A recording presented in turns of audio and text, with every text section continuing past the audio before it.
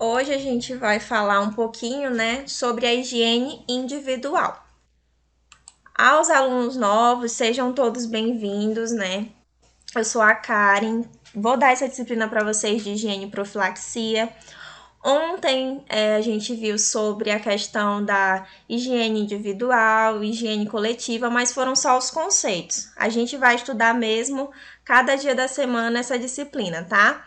Aí hoje a gente vai se aprofundar um pouquinho na questão da higiene individual, que é a higiene que nós temos que ter com o nosso próprio corpo, tá? E não se preocupem, quem está me mandando mensagem, no final da aula eu vou responder todo mundo e vou estar enviando o trabalho direitinho e tirando as dúvidas, tá bom? É que agora a gente vai iniciar, tá? E quando terminar eu já respondo vocês. A questão da higiene individual, como eu falei para vocês, é a higiene que a gente deve ter com o nosso próprio corpo, né? E a gente sabe que para termos uma boa saúde, nós temos que adotar os bons hábitos de higiene. E o banho, né? O banho diário, ele é uma das principais medidas que a gente tem que adotar. Por quê? Porque a nossa pele, eu não sei se vocês sabem, mas a nossa pele, ela é o maior órgão do nosso corpo, né? E ela funciona como uma barreira. Ela é uma barreira natural contra a entrada dos micro-organismos. E na nossa pele tem diversas bactérias comensais. O que seriam isso? São as bactérias que protegem contra a entrada dos seres vivos, dos corpos estranhos, né? Mas essas bactérias comensais, quando elas acabam se proliferando, quando acaba tendo uma proliferação acentuada, essas bactérias comensais, elas acabam prejudicando também a nossa saúde, tá bom? E qual é a principal causa da alteração, da proliferação dessas bactérias? O pH da nossa pele. Antes da gente entrar na disciplina mesmo, falar um pouquinho para vocês sobre o que é esse pH, o que seria a questão do pH. Pessoal, né, o pH ele vai revelar se uma solução ela é ácida ou básica. Para quem não sabe, o pH ele é representado numa escala, né, que vai variar de 0 a 14. E essa escala, ela mede a acidez ou a basicidade de uma solução. Quando eu falo basicidade, é a mesma coisa de alcalinidade, tá? O pH, quando ele está em 7, ele representa uma solução que é neutra. Um exemplo seria a água pura. A água pura, o pH dela é 7. Já os que estão antes do 7 nessa escala são pH ácidos, como por exemplo a gente tem o limão, né, o suco do limão, o suco gástrico também tem um pH ácido. E as soluções que estão acima do 7, né, que vão até 14, elas são soluções básicas. E um exemplo que a gente tem que até aprender mesmo é a questão do sangue humano. O nosso sangue, nós temos o pH do nosso sangue é 7,35. Decorem isso, porque isso é questão até de prova de concurso. Às vezes eles perguntam o pH do sangue, tá? Então, né, 7 é neutro, pH 7 neutro, abaixo de 7 é ácido e acima é básico. Mas voltando ao nosso assunto, a nossa pele, ela tem um pH levemente ácido. Ele fica ali, né, entre 4,5 e 5,5. E a gente chama esse pH, quando ele tá normalzinho, de pH fisiológico, tá? Que é o pH saudável da pele.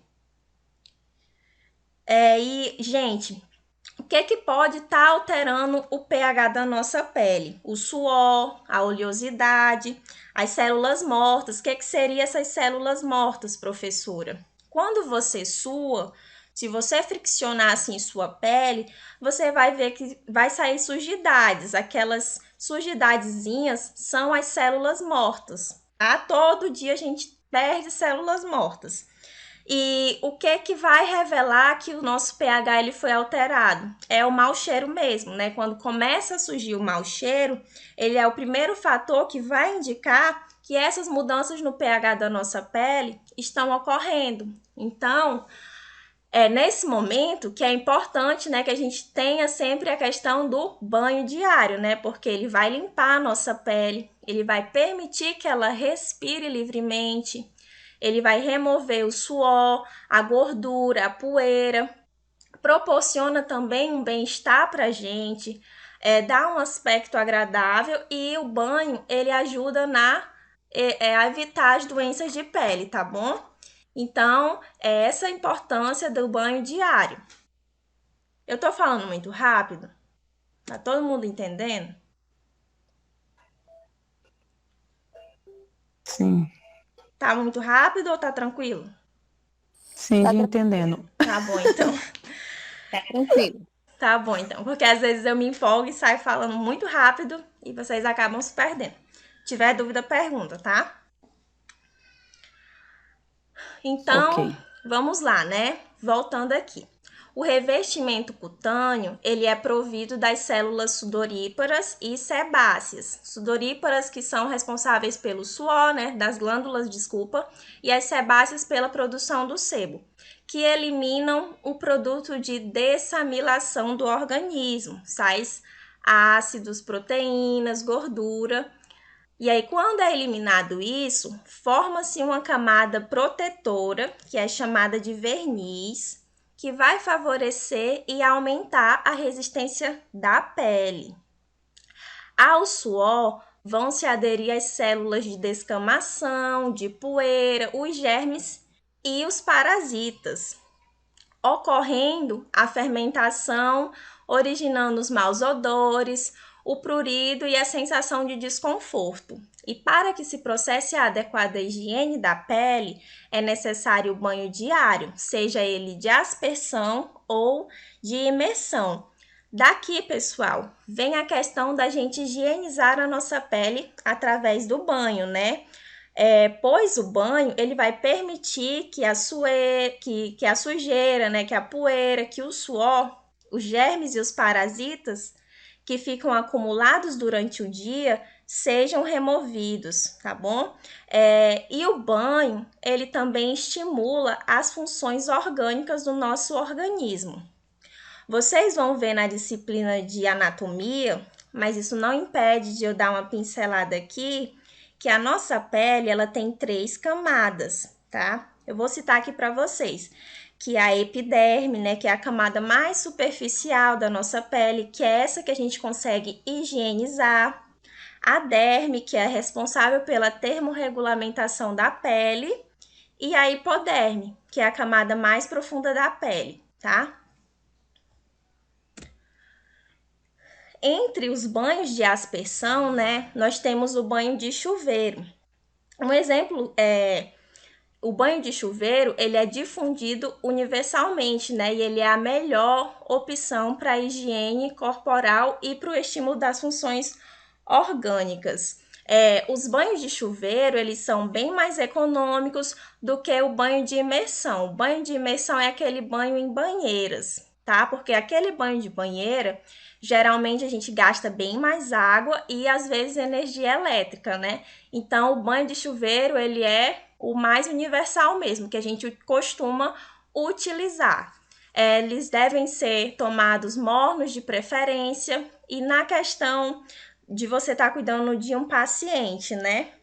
Quando você está cuidando daquele paciente e ele não está 100% debilitado, ele consegue tomar o banho sozinho, né? O banho de chuveiro, nesse caso, é o mais indicado, tendo em vista, né, que ele é mais econômico, mas a gente também tem que ter cuidado com a temperatura da água, tá?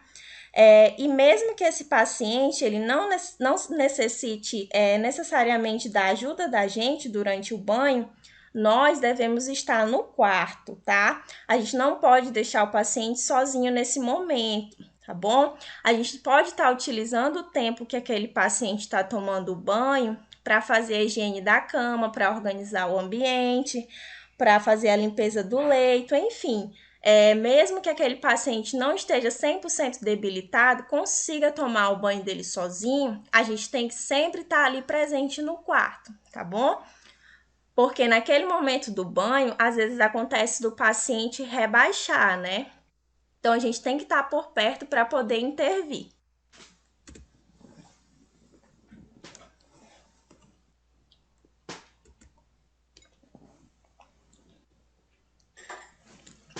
Aqui eu vou falar um pouquinho para vocês sobre o banho de imersão. Como eu falei para vocês, né, o banho de imersão é aquele que é nas banheiras mesmo. Desde a antiguidade, né, esses banhos eles são utilizados também no controle de estresse, de ansiedade, né? Porque o banho de imersão ele ajuda bastante na hora de relaxar. Esse banho de imersão ele é indicado mais para bebês e crianças pequenas ou doentes, né? E esse banho também ele é utilizado para baixar a temperatura em caso de febre. Vou dar um exemplo para vocês. Uma criança que tá assim com muita febre mesmo, a temperatura dela tá muito alta. A primeira coisa que a gente tem que fazer antes da gente dar a dipirona ou medicamento para baixar a febre é o banho, tá bom? Por quê? Porque a dipirona, geralmente esses antitérmicos, eles aumentam um pouquinho a temperatura para depois baixar. Então, a nossa primeira intervenção nesses casos é o banho para depois dar o remédio, tá bom? Eu acho que vocês até podem observar isso em alguns lugares. Quando chega uma criança, dá entrada uma criança em algum hospital e a temperatura dela tá muito alta, a primeira intervenção que a gente faz é o banho, ou então uma compressa fria, para aquela temperatura ir melhorando. Porque o antitérmico, vocês vão perceber que ele primeiro sobe para depois baixar a temperatura. E aí, nesses casos, a gente utiliza o banho de imersão.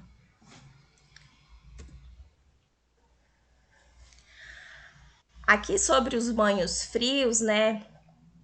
Alguns estudos mostram, né, que esses banhos frios, eles ajudam muito a melhorar a questão da circulação, né? Ele melhora também a respiração, o sistema nervoso e muscular. E esses banhos frios, eles são indicados quando há uma necessidade de remover o calor do corpo, né? Aqui no nosso estado, por exemplo, né, a gente geralmente toma um banho frio por conta do calor mesmo.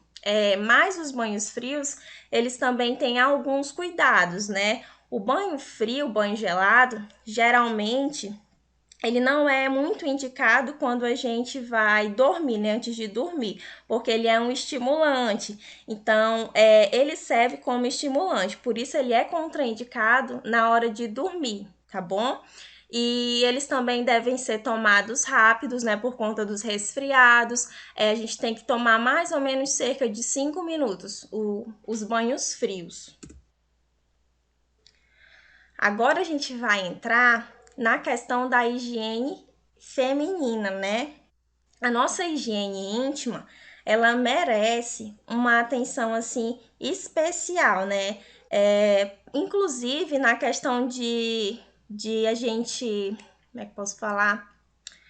Da gente cometer alguns excessos nessa limpeza, né? A gente tem que fazer essa higiene íntima de uma forma adequada, tá bom? O hábito da higiene adequada dos nossos órgãos desde a infância, ele vai prevenir várias doenças, vai prevenir infecções, vulvovaginites, os corrimentos, os pruridos, né, que são as coceiras. Então, essa higiene, a gente tem que fazer ela de forma adequada, tá? A gente tem que evitar também o uso das duchas, tá? As duchas vaginais, elas são contraindicadas. Só são indicadas se for prescrito por algum ginecologista. Por quê? Porque essas duchas, ela acaba, quando você tem excesso de limpeza no órgão genital feminino, isso acaba alterando o pH da vagina, tá? Então, para ajudar a manter o pH da vagina, pessoal, ele é levemente ácido, tá? Então, para ajudar a manter o pH da vagina, a gente tem que evitar essas duchas vaginais, tá bom? Só pode utilizar quando tiver uma prescrição médica. Os tipos de sabonete também, a gente tem que ter muito cuidado com a escolha do sabonete que a gente utiliza, porque alguns causam alergias, alguns mudam o pH da nossa vagina. O sabonete mais adequado para a gente fazer a higiene íntima são os sabonetes que têm ácido lático, tá bom? Os que apresentam esse ácido lático. E também é muito importante que a gente ingira alimentos ricos em lactobacilos, tá? Porque eles ajudam a equilibrar a flora vaginal. A questão também de desodorantes e talcos, eles são bem mais prejudiciais do que úteis. Por quê? Porque eles mascaram o odor, né? O cheiro, né? Então, quando é presente algum tipo de corrimento, de infecção vaginal, aquele desodorante, muitas das vezes, ele acaba retardando assim, ele faz com que retarde os odores, a mulher perceba, né, que tá com algum tipo de corrimento, algum tipo de vulvovaginite, e aí retarda a procura dela ao ginecologista, né? Então, essa questão dos talcos, dos desodorantes íntimos, eles acabam prejudicando mais do que ajudando, porque isso atrasa a procura da mulher por um ginecologista, para que ela possa iniciar logo o tratamento, tá bom? E outra, esses desodorantes e talcos, ele só vai mascarar o cheiro, ele não tem nenhum agente que mate, que trate as bactérias, tá bom? Então, é contraindicado os desodorantes íntimos. Aqui falando também um pouquinho mais sobre a questão da higiene das mulheres, né?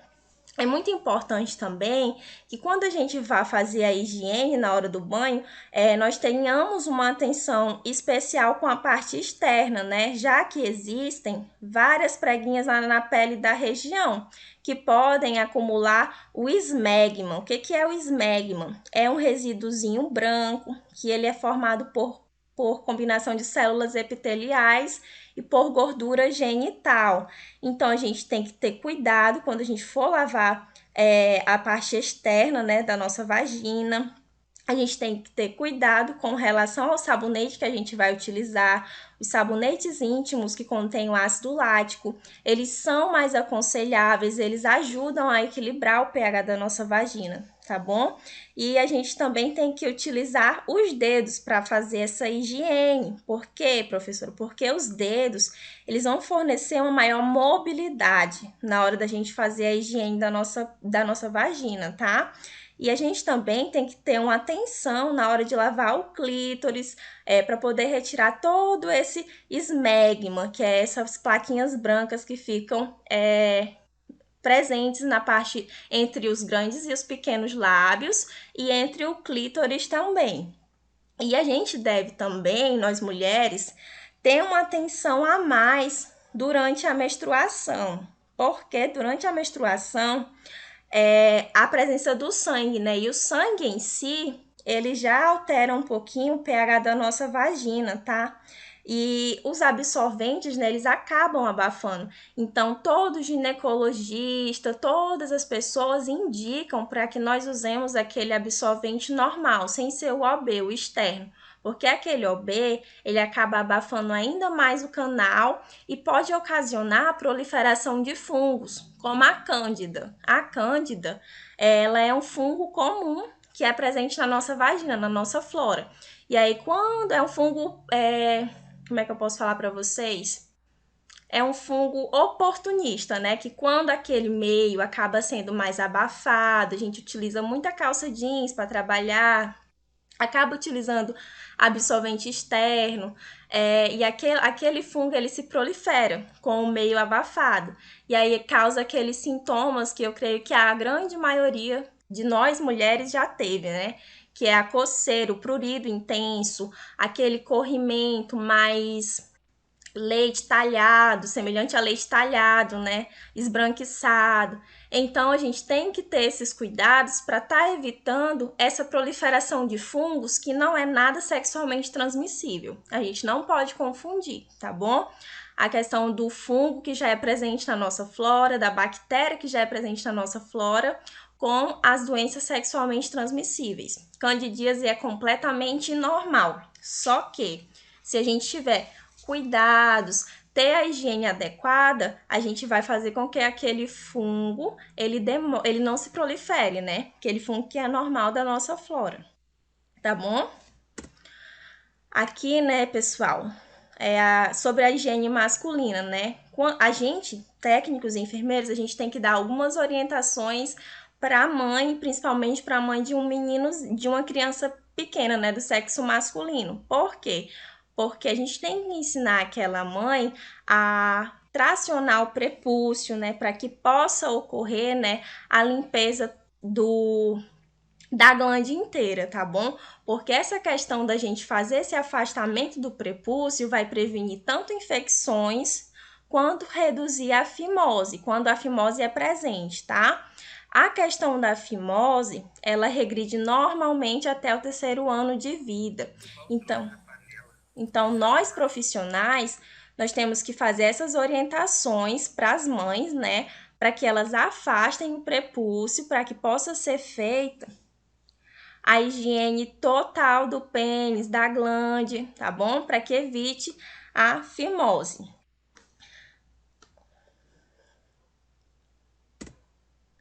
Aqui eu coloquei para vocês, eu sei que vocês ainda vão ter anatomia, mas só para vocês irem se identificando um pouquinho com o órgão genital feminino e masculino, né? Para quem ainda não sabe.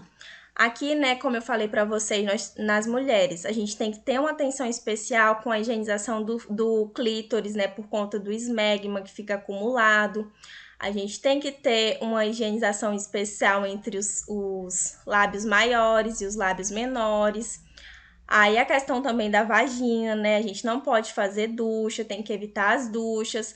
Em relação também à limpeza, né? Quando a gente vai ao banheiro, que a gente vai se secar com papel higiênico, a gente tem que ter cuidado com o tipo de papel higiênico que nós vamos escolher. A gente tem que escolher um papel higiênico macio, que não vá causar nenhuma lesão, né? Porque o nosso tecido vaginal, ele é um tecido assim muito sensível, né?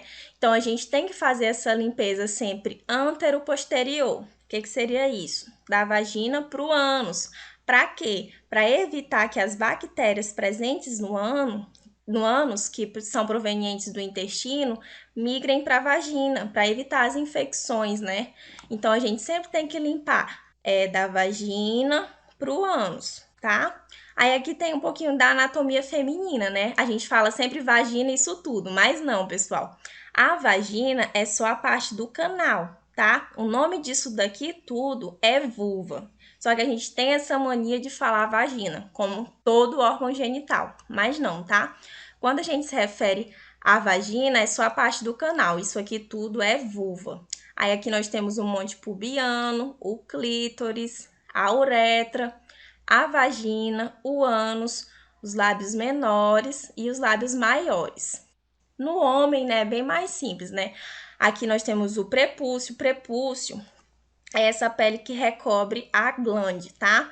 Então, homens, quando vocês forem fazer a higienização de vocês, vocês têm que tracionar essa pelezinha, que é o prepúcio, para poder lavar toda a glande, para poder retirar todas as sujidades, tá bom? E tem que ter muito cuidado também na hora dessa higienização, para não causar nenhuma lesão.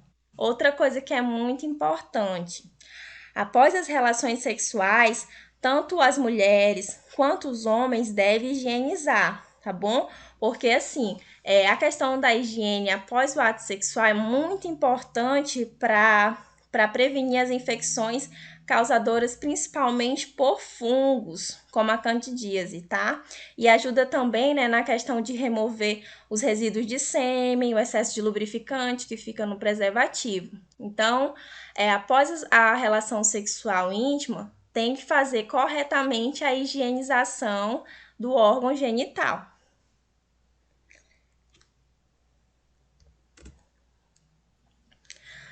Aqui, né, eu coloquei aqui para vocês também algumas medidas de prevenção, né?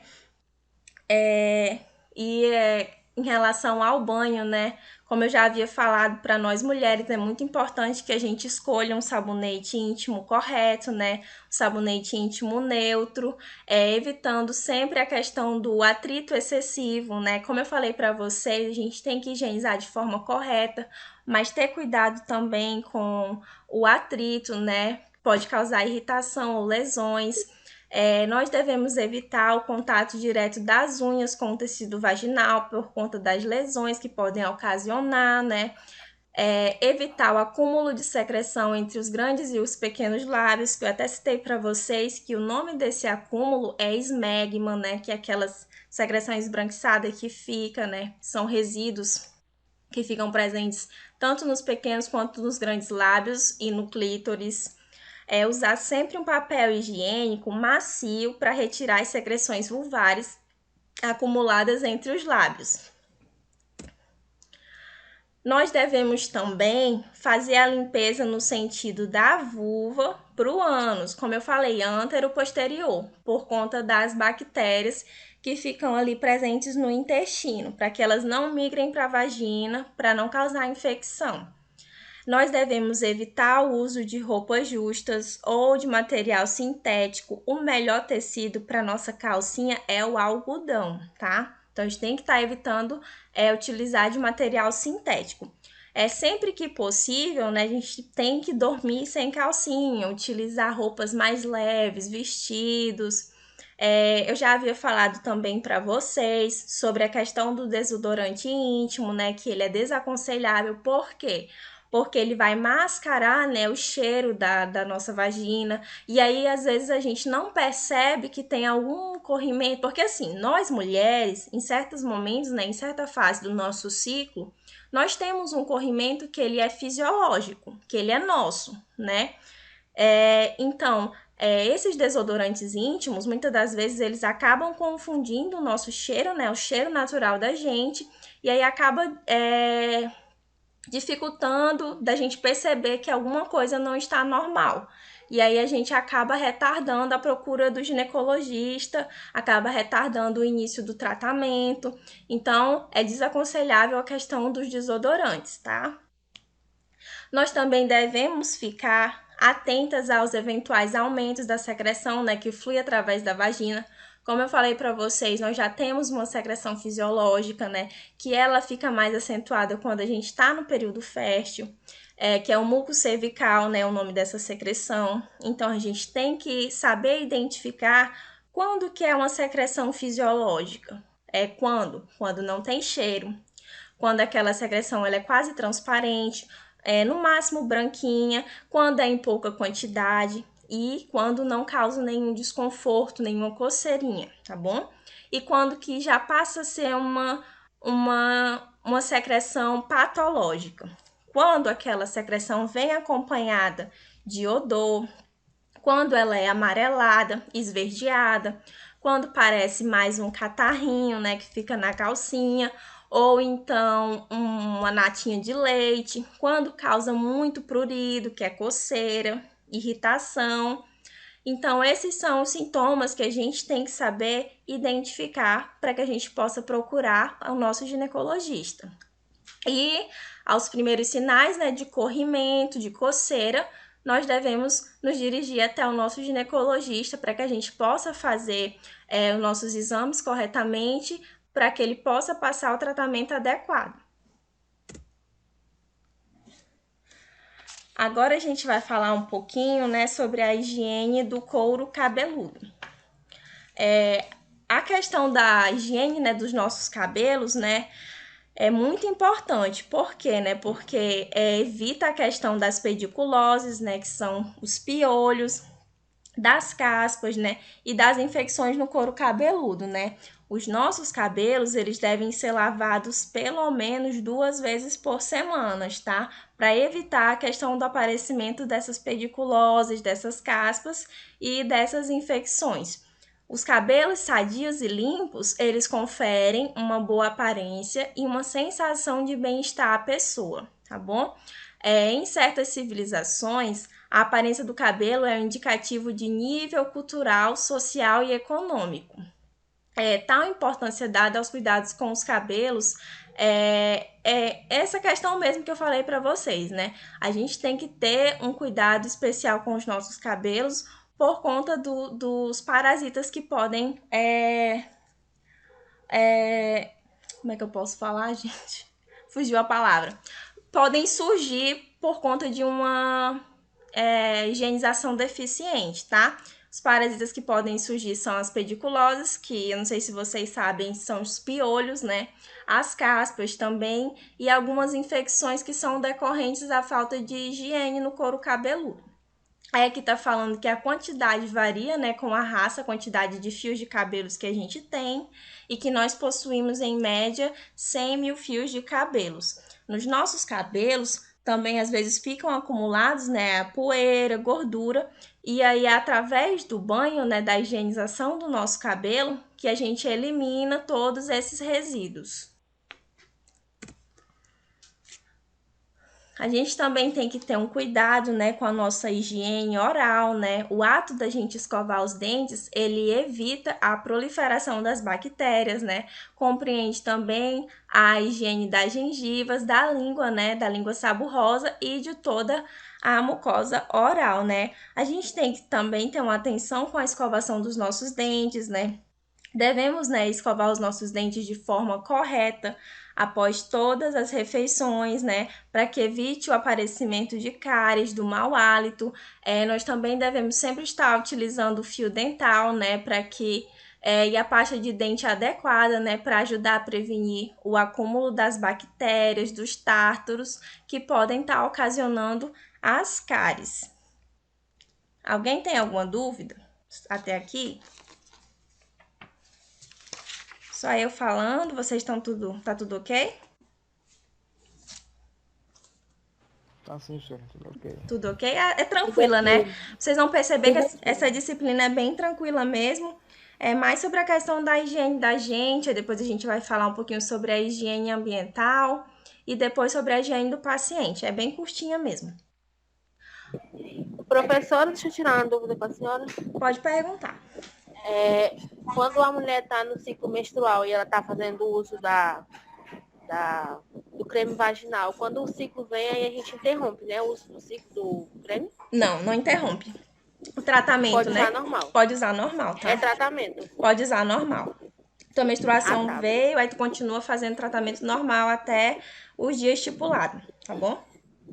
Tá bom, então. Obrigada. De nada. Agora a gente vai falar também, né, sobre a higiene do rosto. O nosso rosto, a gente deve lavá-lo ele frequentemente, né? Geralmente à noite a gente pode utilizar água morna, o sabão ele tem que ser neutro e específico para cada tipo de pele, né? A gente não pode compartilhar toalhas, a gente também tem que utilizar protetor solar, né, por conta do sol que é muito quente aqui na nossa região e pode ocasionar o câncer de pele. A gente tem que secar sempre, né, com uma toalha ou pano macio delicadamente. A questão também, né, pessoal, de compartilhar barbeadores e aparelhos de gilete. A gente não pode compartilhar em hipótese alguma. Barbeadores, aparelhos de gilete, guardanapos ou toalhas, eles são de uso individual, porque a gente sabe que algumas doenças, elas são ocasionadas através de pequenos cortes, né? A gente pode pegar uma doença de alguma pessoa. Então, todos esses equipamentos, barbeadores, giletes, guardanapos, toalhas, são de uso individual da gente.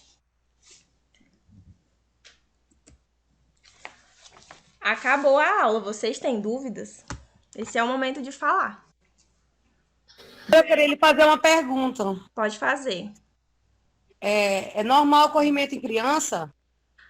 É mais questão da higienização, de como está sendo a higienização dessa criança. É normal, sim, tá? Não se preocupe, não é nada demais. Mas está ocorrendo alguma coisa que está ficando deficiente, ou na questão da lavagem das calcinhas, né? Porque a gente tem que lavar a nossa calcinha, tem que deixar ela secar no sol, não pode pôr atrás da geladeira. O tecido tem que ser algodão, tem que passar o ferro. Então, pode estar ocorrendo alguma deficiência nessa parte, tá bom? Mas é normal sim. Oi. Deixa eu lhe fazer uma pergunta. Quando uma mulher ganha um bebê, em quanto tempo ela deve ir no ginecologista? Quais são os cuidados que ela tem que ter? Quando o quê? Uma mulher ganha um bebê, Hum. eu digo assim, quais são os cuidados que ela tem que ter com ela, assim, em seguida, né? Aham. Quando a mulher ela faz o acompanhamento pré-natal correto, ela tem direito a uma consulta após o parto, tá? E aí ela faz aquela consulta ou com o obstetra dela ou com a enfermeira obstetra. E aí, nessa consulta, a enfermeira vai passar todos os cuidados que ela deve ter, né? Principalmente nos primeiros dias após o parto. E aí, é rotina da mulher ir ao ginecologista pelo menos uma vez por ano, tá? Porque nessa uma vez por ano, ela vai fazer toda aquela investigação. Então, quando a mulher ganha um bebê, geralmente já está agendado uma consulta pós-parto. Nessa consulta, ela vai. Professora, a senhora vai dar o estudo dirigido sexta-feira, é? Só sexta-feira. Tá bom, muito obrigada. De nada. Entendeu direitinho? É que alguém me Entendi. interrompeu. Mas assim, né? Oi. Eu posso falar? Tem alguém aí na vez? Como é que é? Pois é, vamos nos organizar. Pode falar. É só uma dúvida, calma aí. Tá. A pessoa que ela não faz a higienização do rosto normal, no caso, Correto. né, essencial, né, o básico, Uhum. peso normal, ela adquire a acne, né, que no caso é a bactéria que causa as espinhas. Ela pode adquirir a acne por conta da falta ou da higiene deficiente, né? Como eu falei pra vocês, tem que escolher um sabonete adequado, tem que higienizar o rosto de forma adequada para evitar que suje as acnes, né? E até mesmo outras infecções de pele que podem surgir no rosto. Então, quando ocorre essa higienização deficiente, né? Ocorre proliferação de bactérias, de fungos na pele em geral e no rosto também. Ei, professora, Oi. Pode falar. para a pele do rosto, tem que ser um sabonete específico, o que a gente usa normal não pode, né? Não pode. De jeito nenhum, tá? Pra nossa pele, nem pra cada parte do nosso corpo, a gente tem que estar utilizando um sabonete específico. Como eu falei pra vocês, né? Pra vagina, a gente tem um sabonete específico. Pro rosto, não deixa de ser diferente. A gente tem que utilizar um sabonete que seja específico pro nosso tipo de pele. Pra gente saber isso, é importante que a gente tenha uma consulta ou com um dermatologista, ou então pelo menos algum conhecimento de como que é a nossa pele, porque tem pele que é mista, tem pele que é oleosa, tem pele que é ressecada, e aí cada um desse tipo de pele tem um sabonete que é adequado. Eu tenho mais uma. Pode perguntar. Deixa eu falar. Agora me deu um branco também, mas deixa eu perguntar. O técnico de enfermagem pode fazer também o PCC, o preventivo, né? Não, Ele que faz o preventivo. não. Não, só a enfermeira? Isso. Você é aluna nova? Não. Não? É porque eu acho que vocês tiveram ética, né? Na disciplina de ética, eu não sei se a professora citou as atribuições do técnico, do enfermeiro. Foi. Citou, não foi? Citou sim, professora. Ela explicou tudinho. Pois é. Citou sim. Pois é. O PCCU, a consulta de enfermagem, sondagem, todos esses são procedimentos do enfermeiro, que são competências do enfermeiro. Mas vocês podem auxiliar. Em estágio, se vocês forem oportunizados, né, a irem para a sala de coleta de PCCU, vocês vão auxiliar o enfermeiro, vocês vão observar o procedimento, se o paciente permitir, né? Mas não faz não, tá? É procedimento privativo do enfermeiro.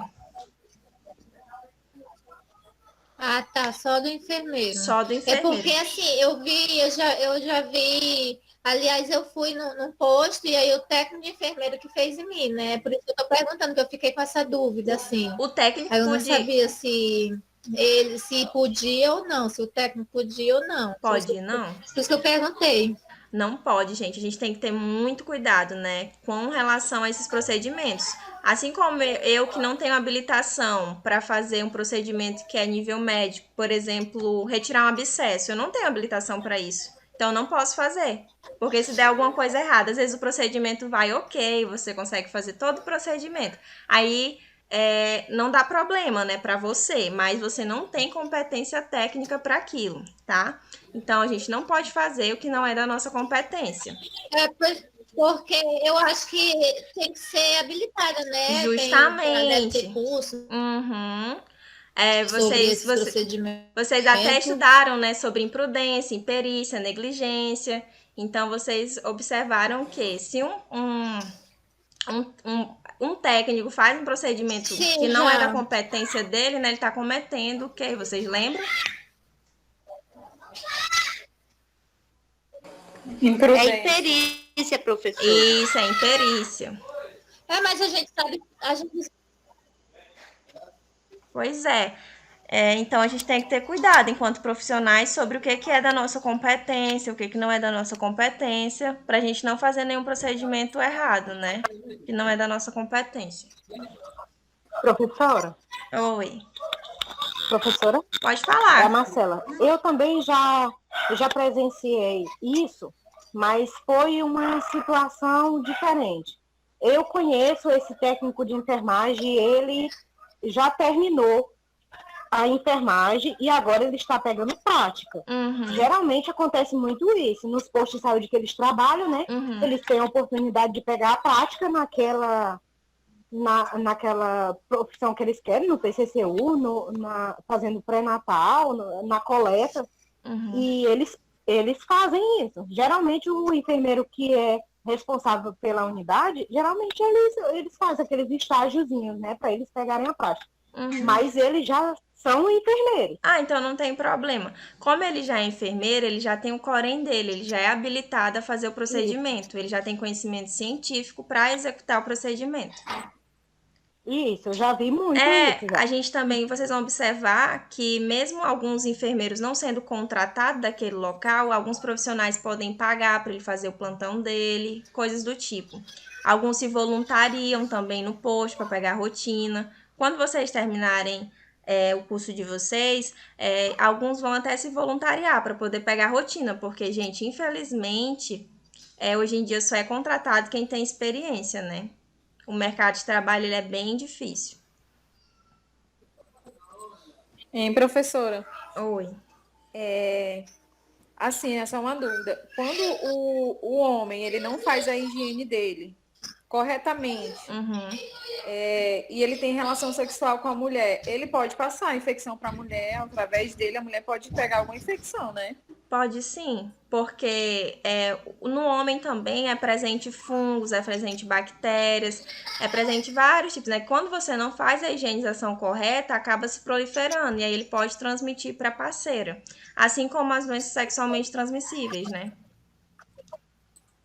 O bagulho é sério. Isso. Né? Uhum. É transmitido através, né, do contato sexual desprotegido. Por isso que é importante, né, a gente utilizar preservativo, para que não ocorra. É que a gente nunca sabe quem é que se cuida, quem não se cuida, né? Justamente. E mesmo com toda a higienização, não impede de ter uma infecção, de transmitir, né? Isso mesmo. E aí é importante, vocês viram, né, que eu falei que é importante tanto ter esses cuidados, usar preservativo e após o ato sexual, fazer a higienização também. Tanto o homem quanto a mulher.